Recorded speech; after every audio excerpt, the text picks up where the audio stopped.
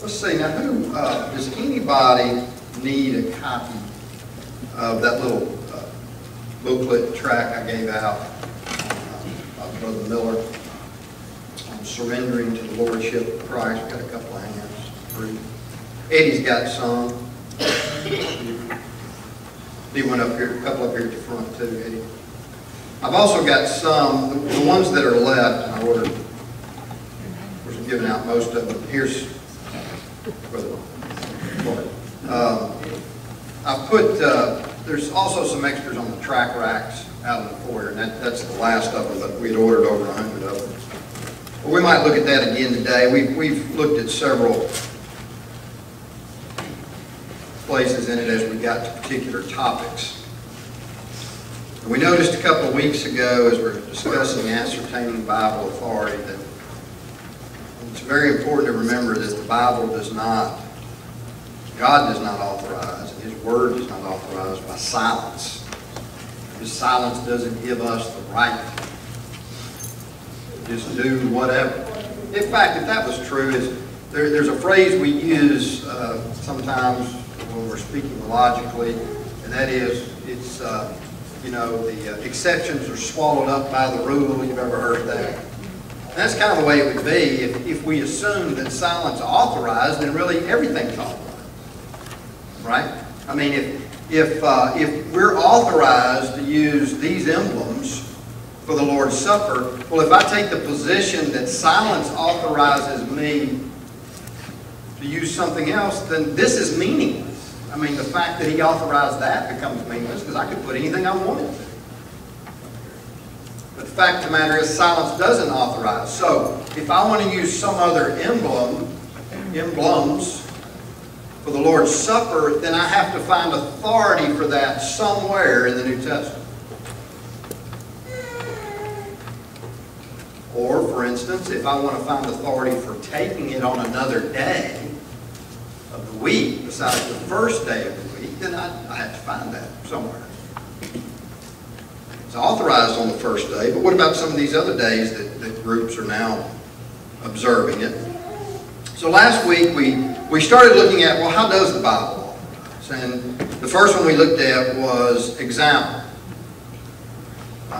Sometimes the phrase is used approved example, but as Brother Deaver points out in his book, and Brother Warren points out in his little book, When is an Example Binding, which discusses all these things, and which I would highly recommend to. It goes into a lot more detail, but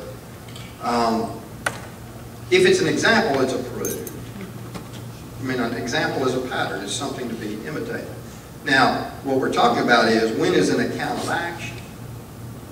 When is something that someone did or practiced in the New Testament, when is that an example? When does that mean that's something I'm supposed to do? Because there are instances, as we pointed out last week, that, you know, we wouldn't want to do that. For instance, there are actions in the Bible, both Old and New Testament, that are sinful. People did things that were wrong, but we don't imitate them, obviously.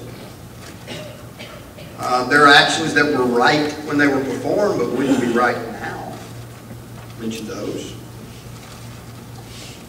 Actions which were temporary and obligatory. We talked about, for instance, spiritual gifts.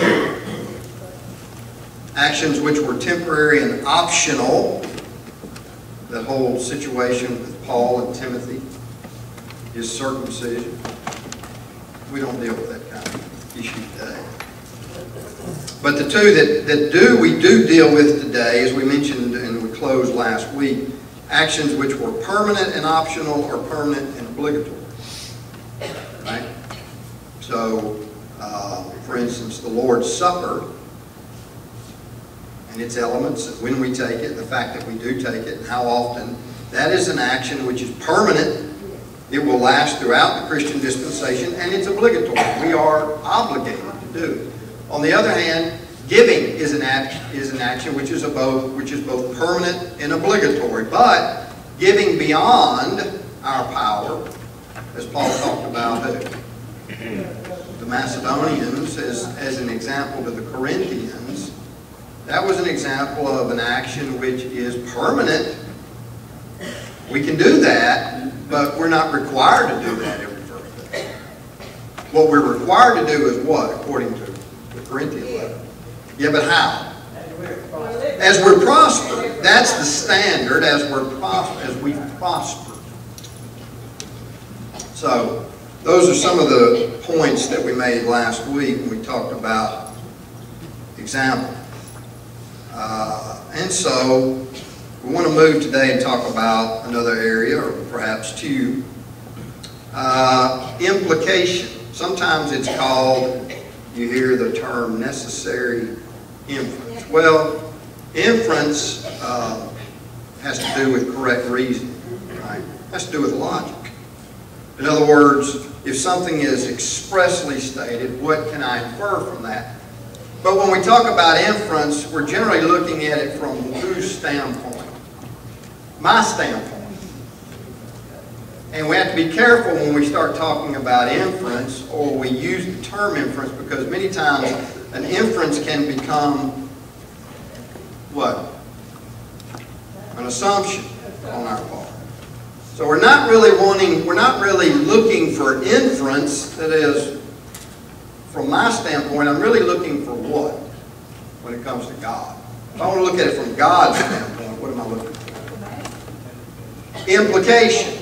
That is, there are direct statements in the Bible, and whenever a direct statement is made by anybody, God or people, there are certain things that are implied logically from those direct statements. That is, things that must absolutely have to follow from those statements. No question. And they don't follow because I've inferred them, and they don't follow because I've assumed them. They follow because they are implied. For instance, Brother Warren was fond of saying, actually, there's no command in the Bible that doesn't involve implication. And me, why? My name's not in it. My name's not in the Bible. I can read the New Testament front to back, and there is no command that says, Greg Mangrum, do this. Therefore, what? Those direct statements that God has placed in the Bible imply, whether they belong to some of us, all of us. You know, there were statements that only applied to Jesus' 12 special men. And people get that confused. They read John chapters 14 through 16 and they think, ooh, all that stuff applies to me. No, it doesn't. They've inferred or assumed something that's not true. So, the implication is very important. And as Brother Deaver says, everything the Bible teaches, it's either explicit or implicit. And that which is implicit is just as true as that which is explicit. Just as authoritative. But I have to reason correctly. Because there is a big difference between inference and assumption. And he gives a good example. Turn over to Acts chapter 16. We'll just look at one that people sometimes make a mistake with, certain religious groups.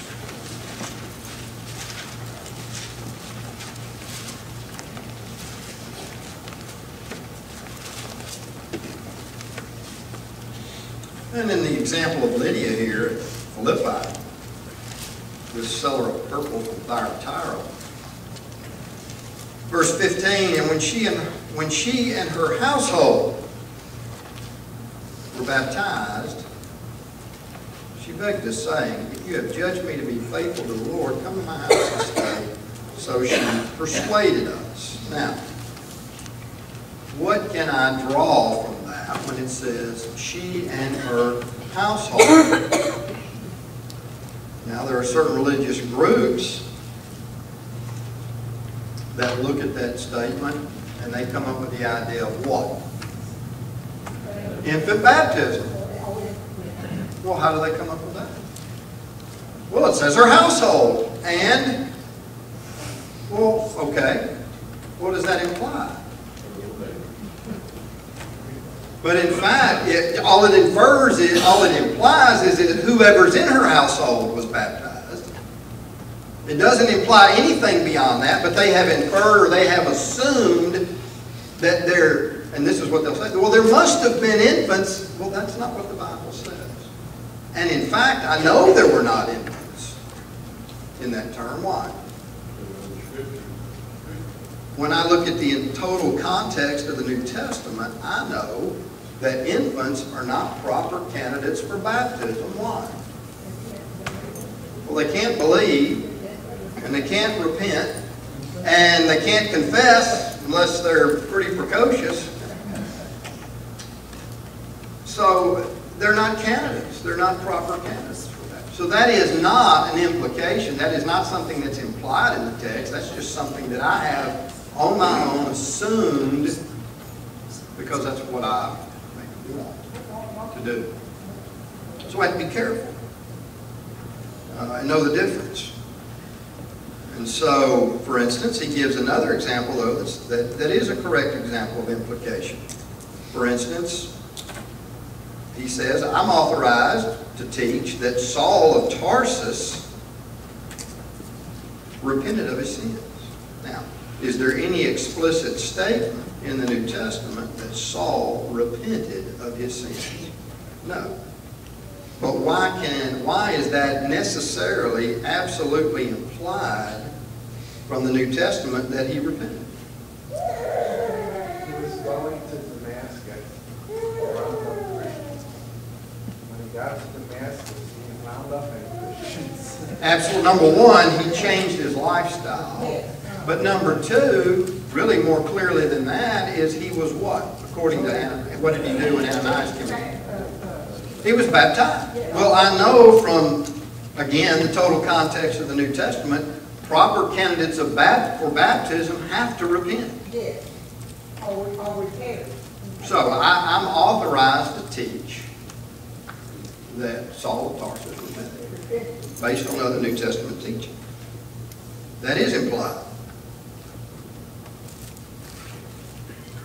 And he uses, and somebody says, well, I don't know about all that. Well, okay, let's use a secular example. I like the one he uses. Let's think about geometry. That's always an easy subject to see. It really is when it comes to implication. If I have a geometric plane figure called a square, and I know that one side of that square is 6 inches. That's all I know. I have a square. I explicitly know that I have a square and one side is 6 inches. Are there certain concepts implied that have to absolutely, positively be true? Absolutely. All the sides, number one, are 6 inches. The perimeter is what? Go back to your 9th grade geometry class. The perimeter is what? And this is stuff you sit and work through in class, right? You're expected to get this on a test. What does this imply? If you have a square with a 6-inch side, well then number one, I know that all the sides are 6 inches. Number two, I know the perimeter is 24. Number three, I know the area is 36 inches, right? And I know there's 4 right angles in that figure. There's several things that absolutely, positively must be true. That's what we're talking about. We're talking about explicit statements implying something that's true. And it's not because I inferred it or I assumed it. It's because it must be. That's what we're talking about. We're talking about implication. Any questions or comments? So, go ye into all the world and preach the gospel. Again, doesn't say go ye T.J. Clark. But Brother Clark is correct when he says that implies me. Go ye means go me. Well, authority is established by example and implication and direct statement. Now, sometimes you hear in this little listing, as we talked about before, you hear people say approved example, necessary inference. We're going to say example, implication, and what's the third one sometimes you would hear instead of direct statement? Command. Which is true, But for, and if you, and we're not going to spend a lot of time on this, we'll mention them. But if you read Brother Warren's little book, you'll find out that command is not the only kind of direct statement in the Bible. So we limit ourselves to one direct statement when we use that terminology. Some direct statements are commands, but many are not. To read what Brother Deaver says, direct statements, and we're talking about the Greek language, that is the Koine Greek that was used for the New Testament. Direct statements may be classified upon the basis of mood and their nature. Most of you know this. You've heard the preachers talk about it when they preach about mood. And the grammar of the Greek New Testament has 4 moods: indicative, imperative, subjunctive, and optative. Remember, the Greek language of that time was much more precise than the language that you and I use on a daily basis. So, mood means the relationship of the action indicated in the verb to the realm of reality. And there are 2 possibilities. It's either the action's real or potential. If the action's real, it's indicative. If it's potential, it's either going to be subjunctive, imperative, or optative. And a statement in the indicative mood may be declarative or interrogative. Imperative would be like, or declarative would be like Mark 16:16, right? He that believeth is baptized shall be saved. Interrogative would be like Romans 6:1, which he said what? Yeah, shall we continue in sin? Right. Conditional, as in Colossians 3:1, and there are several kinds of conditions. Prohibitory, deliberative, or final. A statement in the imperative mood may be mandatory, that's a command. So that's just one kind, as in Acts 16:31. Mandatory, permissive, like Acts 2:38, or prohibitory.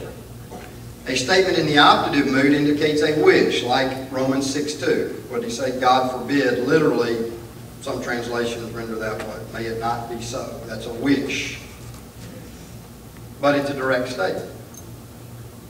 You say that all sounds kind of complicated. Well, that's 11 different kinds of statements. The point we're making is that the Bible authorizes by direct statements, and there are 11 different kinds. It's not, command is not the only one. There's different kinds. And there may be authority established in any of those kinds.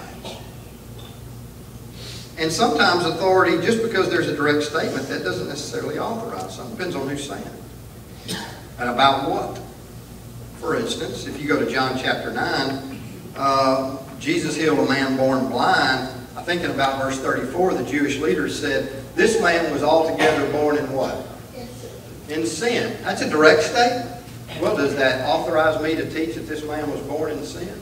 No. Why? Well, I have to look at who said it and whether or not it comports with other Bible teaching, and it does not. We're not born in sin. We're not born sinners. Sin is a spiritual disease, not a physical disease. You can get some physical problems from the physical. But the spirit comes from God. Remember, it will return. The body will go to the dust, and the spirit will return to God who gave it. So, he's, in fact, the Bible also says he's the Father of spirits. So you're not born a sinner. So I know that their statement's not true. The point is that keep in mind there are all kinds of direct statements. So you've got example and you've got implication, you've got direct statements. And so I like what Brother Miller says there on page 13 of your little booklet. He asked this question.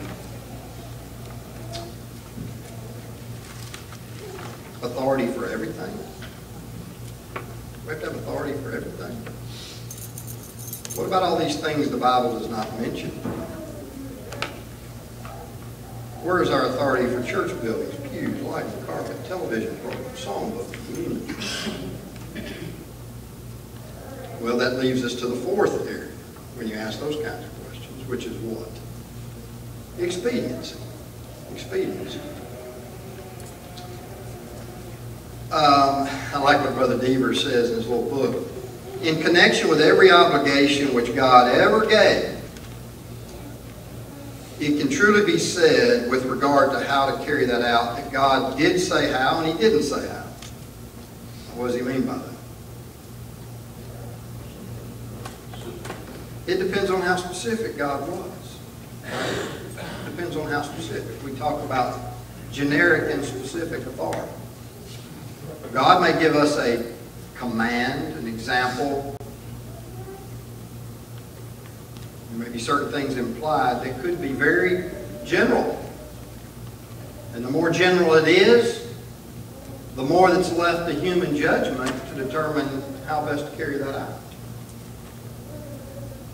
Then again, it may be very specific on what God wants. The more specific it is, the less room I have, the elders have, to decide how we're going to carry out that obligation. As he says, expediency involves human judgment. If he doesn't specify the details, then how we're to meet the obligation. Then as far as congregational obligations, now as far as individual obligations, if it's an individual obligation and God's left certain things up to our discretion, then who makes that decision? Who makes the decision? If it's an individual obligation, God has said do this, but not perhaps specified all the details. Who decides who carries that out or how it's carried out? If it's an individual, yeah, I do. If it's an individual obligation. But if it's a congregational obligation, God has given authority for the congregation of the Lord's people to do certain things, then who makes those human judgments? Obviously the eldership does, or else there's really not much need for an eldership.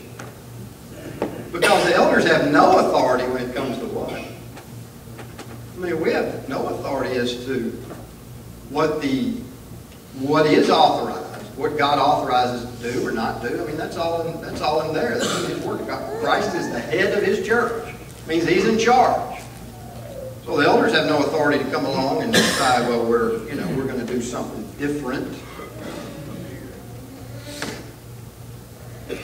So the only area in which they have some authority is in this area of human judgment, expediency.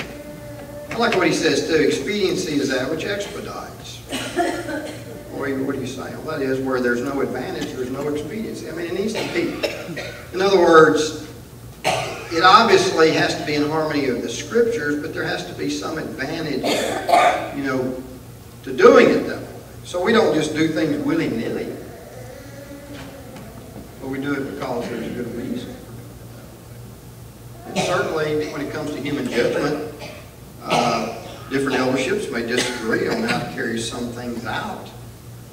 But as long as that's within the area of their judgment, that's okay. With that, when it's done, the obligation is fulfilled. That's right. But keep in mind too that I can't do something I want to do and say, well, I can do it just because I call it expedient. Right? Now that's a key. You have to be careful. If something really is an expedient, then it is carrying out an obligation that's already been given to me by one of these other things, either example, implication, or direct statement. And that's where the authority starts. So I can't call something an expedient just because I want to do it and say, well, it's okay. But once I do know it is an expedient, then it's just as authorized as those other areas.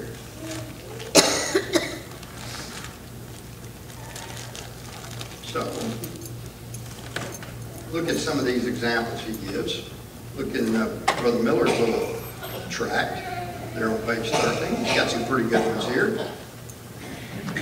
He says, consider the case of Noah. Now, he was told to construct a large wooden boat, right? And he was given dimensions and type of wood, had to have a door and a window and decks. So, let's go down the line. He's authorized to build a boat, but not what? Some other form of what? Transportation. Car, plane, or balloon. Well, he wouldn't have built a car or plane either, but could have built some carts, I guess. Said, well, we'll just outrun the water, right? He wasn't authorized to build anything else. And he was authorized to make this boat out of wood, but not out of some other material, right? Once God said wood, then that eliminated whatever, plastic, steel, fiberglass. But God went on to say you got to make it out of what? Gopher wood. So you couldn't use oak, poplar, or pine. But of course, I don't read anything in the command of what tools he was required to use. I don't even see anything in the command about, you know, I don't know. I mean, I don't know if it was just him and his sons building or if he hired somebody to help. Yeah. I mean, it's a big boat. Now, I suppose 4 guys could build it in 120 years. But I don't know that he was building on it 120 years. Well, I'd have to go back and read the text. But the bottom line is there was some things, obviously, several things left to his discretion. But some things that were not. And so he mentions the Great Commission. Jesus said, go. And if you go through the New Testament, you see preachers going by a variety of ways. Chariot, Acts chapter 8. I like this one, rope and a basket. Right? Foot, ship. And so when you gather all that evidence together, you come to the proper conclusion that the mode of travel is optional. And that makes sense. I mean, if he'd have said, go only on foot, it would be a tough way to take the gospel to the whole world today. But we use a lot of different modes today.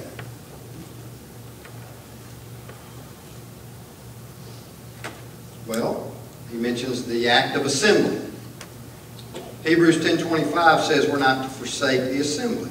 If you go into Acts chapter 27, you see where Paul assembled, 20 verse 7.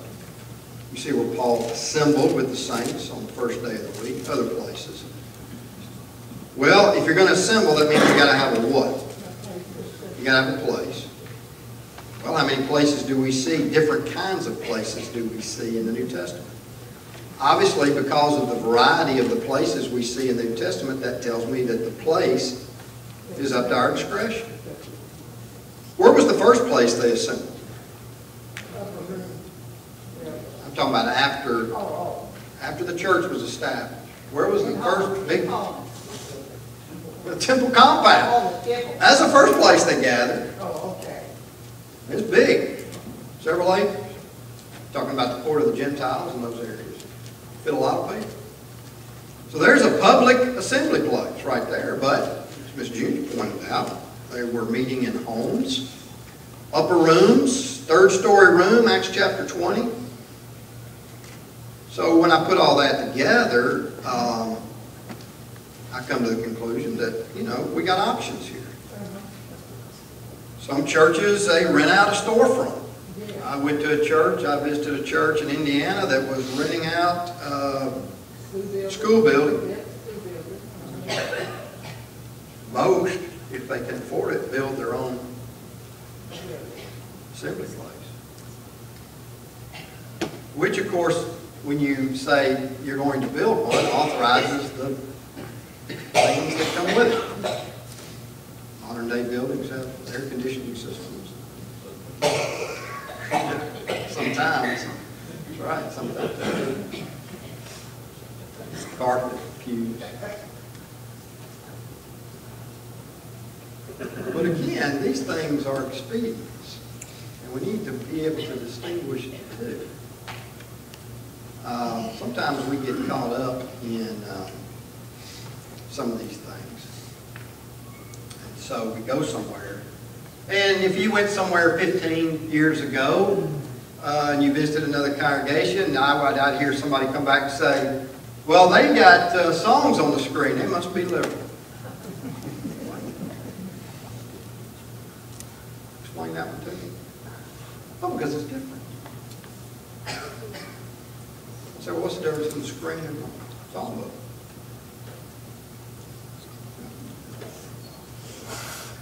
We have to be careful the way we judge people.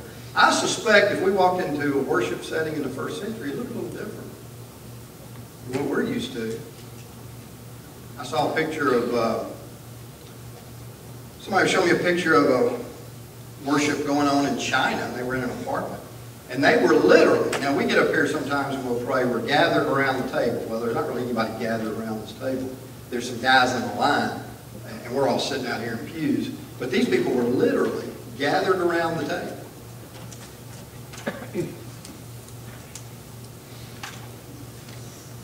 Or, well, the denominations have that. Well, yeah, it's true, but not everything the denominations do is unscriptural.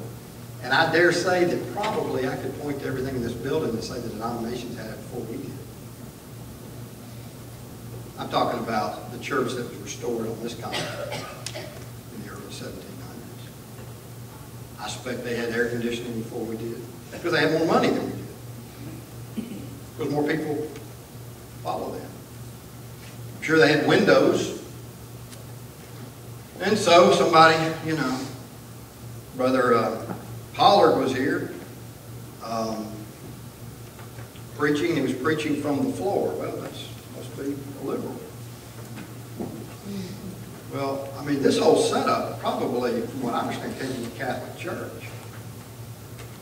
I mean, we wonder sometimes why we think people treat worship like an entertainment, or if they're here to be entertained, or this is a show. Well, part of that's probably because of the way we're set up.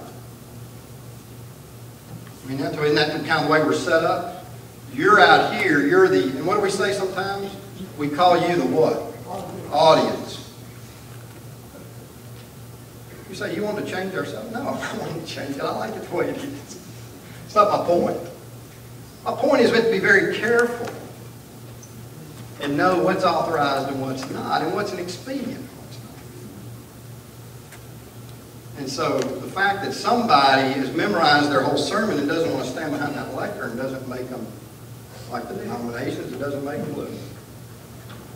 Now, we may decide that's not very expedient because that person's kind of short and we can't see it. I've heard people complain, well, I couldn't see the speaker. Well, that's a legitimate complaint. But don't complain because you think it's liberal or denominational, because that's just not a valid complaint.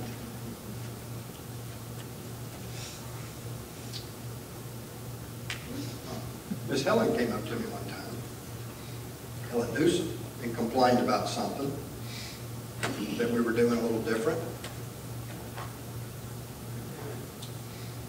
And so, as I normally do, when a person comes to me with a complaint, I generally, and I want to be respectful and listen, but I generally ask them to give me the reason, because I want to see where we're at. And she said to me, it's not unscriptural, she said. She just laughed and smiled and said, I just don't like it. And then she walked off. And I thought, thank you, Miss Helen. Because that's a legitimate complaint. You come to me and you told me something, you didn't like it personally, but she understood that it was nothing wrong with it. Well, sometimes people come to me with a complaint that they believe to be unscriptural, and so we have to have a little teaching session. So, well, now, give me your logic and reasoning so we can take this step by step.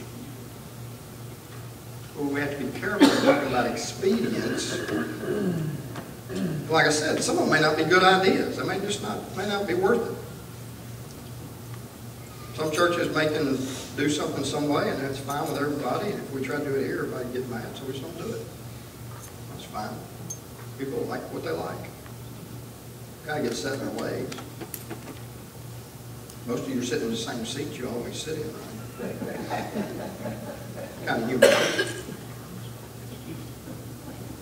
But all I'm saying is we have to be careful when we're judging other people. I went to a church one time, and I don't know what their direction was. I was visiting. It was a large church in another metropolitan area. Well, I'll give you two examples. The preacher got up, young, not young, but probably younger than I am now. And I think, if I remember correctly, he was wearing a sport coat and a turtleneck. And it may have been all black, I'm not sure. Like Johnny Cash. Now, is there anything wrong with the preacher wearing a sport coat and a turtleneck? No. But it wasn't working for him. Because I know what he was trying to do.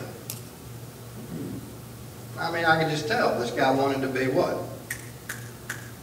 Like Dean Martin. Frank Sinatra, want to be cool. Would you get it? Got on my sport coat and turtleneck. It wasn't working for him. He didn't have on a coat and tie.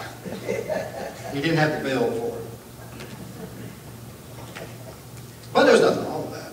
But I went to another one. Well, let's talk about it. Let's go a little further. We'll get to the music issue now. I'll give you this other time. He talks about music, and that's the next section, so let's talk about it. We're authorized to sing. I've written down 1, 2, 3, 4, 5, 6, 7. Was there like 9 verses in the New Testament, right? That talk about the kind of music that's authorized in worship in the New Testament church, and it's all singing. All 9 of them. And people want to play. And they say, well, that's just an aid. It's just supplementing our singing. No, it's not. It's not. If I'm walking, that's a totally different kind of mode of transportation than riding. Right? Two kinds of transportation. What would be an aid to walking? Cane, a walker. Yeah. What would be an aid to riding? Well, I gotta have something to ride, right? It'd be a lot of things. But walking and riding are not the same kinds of transportation. Now, they each have their own aids. But singing and instrumental music are not aids to one another. They are two separate forms of music.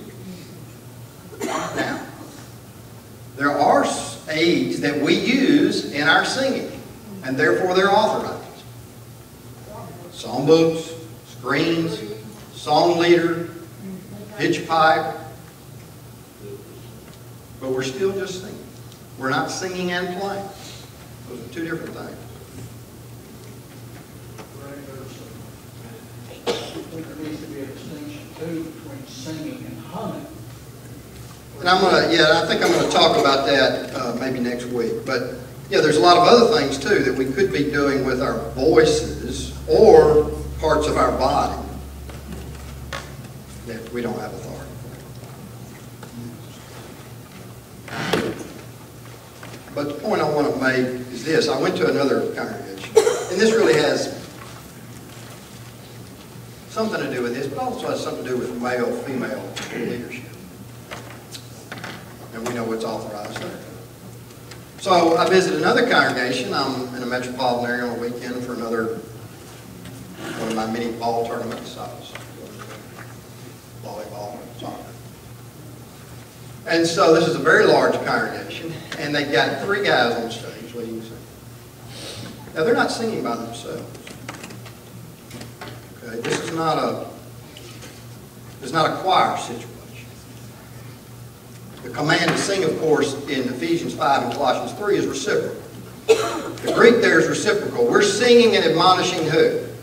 One another. That means we're all participating. We're not being entertained or sung to by a professional group and we're sitting there in silence. So there's 3 guys up there. Now, I suppose, I mean, if we believe the Bible authorizes one song leader, I suppose if you have a big enough crowd, let's say you had 10,000 people and you want to have more people standing around leading, I don't know if that's a big deal if everybody's singing. But, of course, they all 3 had microphones like our leader does. But I kept hearing this woman over everybody. But there wasn't a woman up there. And I was like, where is that woman? And I made it that was my goal, was to find the woman. I will admit it. Huh? It was your mission. It was my mission during that worship to find that woman. And I found her. Was she hid behind one of the? No, she was sitting down here on about the Oh, okay. second pew with her husband. Old woman. Older. I thought old enough to know better. And she had her own microphone. Now, she wasn't up there. But see, we're called legalists. Right? Because we just want to obey. But these people, a legalist is somebody that thinks they can get away with something. It's like they're trying to pull something over on God. She's not standing up here with a microphone leading us. So it's okay if we give her a microphone and stick her down here. But she's got a microphone, which means she's singing louder than everybody else. Is she leading the singing or not? Absolutely. That's a legalist for you. Splitting hairs. All right, we'll pick up there.